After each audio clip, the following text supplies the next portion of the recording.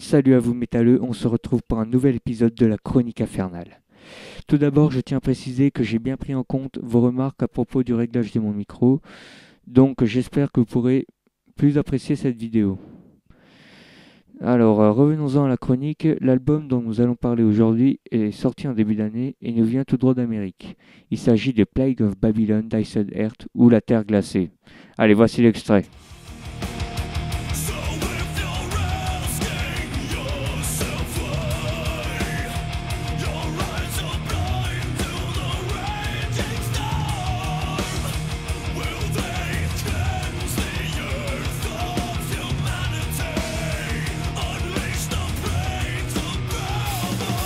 Alors, Iced Earth est un groupe progressif mêlant thrash et heavy créé en 1984 par leur frontman et seulement permanent Jon Schaffer. Le groupe a maintes et maintes fois changé de line-up, que ce soit à la basse, à la batterie, à la guitare ou au chant. Il y a en premier lieu le chanteur Jen Adam ayant enregistré la toute première démo Enter the Rhythm. Il fut remplacé pour l'album suivant, faute de niveau, par John Greeley. C'est en 1993, après 2 ans dans le groupe, que John se verra remplacé par Matt Barlow, qui quittera le groupe en 2003 pour une carrière en tant qu'officier de police. Il faut dire que si une voix devait être caractéristique d'Iced Earth, ce serait bel et bien celle de Matt Barlow. Après ce départ, c'est l'ex-chanteur de Judas Priest, Tim Owens, qui le remplaça pour lui recéder la place en 2009. Malheureusement, il ne resta que 2 ans et vit arriver le chanteur actuel du groupe, Stu Black. A noter que Johnny Depp, célèbre pour avoir tourné avec Testament, Slayer et Anthrax, assure aujourd'hui la batterie lors des concerts d'Iced Earth, Raphaël Ceni l'ayant quitté peu de temps après l'enregistrement de l'album. On ne sait pas encore aujourd'hui si Johnny Depp sera batteur à part entière de ce groupe. Mais maintenant que tout cela est dit, nous allons analyser les paroles du titre éponyme. Alors, petit moment historique. Non, pas en historique. Comme vous le savez déjà peut-être, le titre veut dire le fléau de Babylone. Et Babylone, c'était pas la petite campagne à l'époque. Au contraire, cette ville abritait une des 7 merveilles du monde, les jardins suspendus de Babylone. Cette cité fut conquise par Alexandre le Grand alors qu'elle appartenait aux Perses, grand ennemi de la Macédoine. Même si aujourd'hui ces territoires ont changé de nom, les conflits persistent toujours. Plus en rapport avec les paroles de la musique, Babylone était réputée comme la ville abritant l'orgueil humain. La tour de Babel, qui en plus d'être une carte Yu-Gi-Oh indispensable dans tout deck magicien qui se respecte, est avant tout une histoire de la Bible. La tour de Babel fut construite par les hommes dans le but de rejoindre les cieux pour y retrouver Dieu. Dieu, petit pudique qu'il est, punit les hommes en les faisant parler une langue qu'aucun d'eux ne comprenait. Bon, j'ai assez traîné, alors commençons à analyser les paroles. Le pronom personnel désignant l'interlocuteur est nous, et ce nous désigne les dieux. Donc il n'est pas question ici de religion à culte monothéiste, qui est, je le rappelle, un culte avec un seul Dieu. A noter qu'il est question ici de l'humanité et pas seulement de la population de Babylone. Babylone est, ne l'oublions pas, la ville du mal. Ces dieux donc veulent manipuler l'humanité par un fléau pour les punir. Les hommes sont comparés à des dieux sur terre, décidant seuls de leur avenir. Après les 2 premières strophes, les interlocuteurs s'adresse à un vous. On pourrait se dire qu'il parle à nous, auditeurs. Mais aucun élément ne le confirme. L'humanité est ici comparée à une tempête, ce qui est une hyperbole.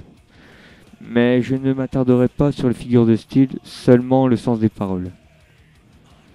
À la fin de la strophe, on voit une phrase interrogative qui hésite sur la libération du fléau. On a après cela une série de noms et d'adjectifs péjoratifs pour décrire cette humanité. Ensuite vient un texte parlé décrivant les futurs ravages de ce fléau, et la description frôle parfois les douces et mélancoliques paroles de Cannibal Corpse. Alors pour finir, on voit qu'un des motifs poussant les dieux à envoyer le fléau est le complot et une rébellion de l'humanité, avec encore une fois la comparaison des humains à des divinités. Alors après, j'ai plus qu'à vous dire de rester sage jusqu'à la fin de la dernière partie, la musique. Alors globalement, cet album est bon, même s'il ne révolutionne aucunement le genre. En même temps, ce groupe a déjà fait ses preuves, déjà il y a fort longtemps. Alors au programme, à la batterie, on a une caisse claire très percutante ainsi que des rythmiques très variées. La basse est parfois mise en valeur en montant un peu dans les aigus. Enfin bon, rien d'alarmant. La guitare nous sort tantôt des riffs trash que l'on retrouvera en général au début de l'album et des riffs heavy très mélodiques. On aura le droit à quelques petites ballades comme Pacemaker et que j'ai hésité à mettre dans le top justement. Alors je finis avant d'attaquer le top avec le chant, la pièce maîtresse de l'album. Un chant très puissant mené par Stu Black qui frôle parfois l'impossible. Et avis personnel, si je peux me le permettre, de toute façon c'est mon émission donc ferme ta gueule, je trouve ce chant plus accrocheur que de bons grunts ou growls pour la simple et bonne raison que l'on ressent plus de mélodie dans la voix. Bon, c'est parlé, maintenant voilà le podium. Numéro 3, Among the Living Dead.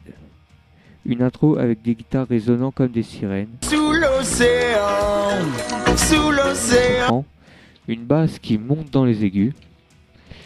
Lors de l'intro, ce chant très plaintif, mais surtout ces hurlements indescriptibles, sinon magnifiques. Numéro 2, Demoside. Une longue intro nous préparant à un riff très trash et une double grosse caisse avec quelques accélérations donnant tout son charme à la musique. Et ensuite un solo hyper mélodique.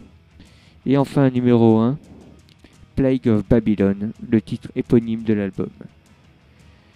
C'est bien le titre de l'album avec une intro contenant pas moins de 4 guitares. Ce titre présente à lui seul toute la description de l'album. Des rythmes de batterie très variés, des riffs très mélodiques, avec un riff introductif que l'on a envie de gueuler dans la fosse, des riffs tantôt trash, tantôt heavy, et une basse qui monte tantôt dans les aigus, mais qui est malgré tout trop sous-mixée à mon goût. Et que dire de ce chant si ce n'est qu'il est absolument magnifique. Voilà, donc cette chronique est terminée, mais avant de vous quitter, voici le classement pour l'instant assez maigre des albums que j'ai chroniqués. Et si je mets Behemoth devant cet album, c'est pour la simple et bonne raison que chaque musique de The Satanist possède une atmosphère différente comparée à Plague of Babylon, qui a tendance à un peu trop se répéter à mon goût. Et The Satanist est pour moi un album ayant repoussé les limites de Behemoth.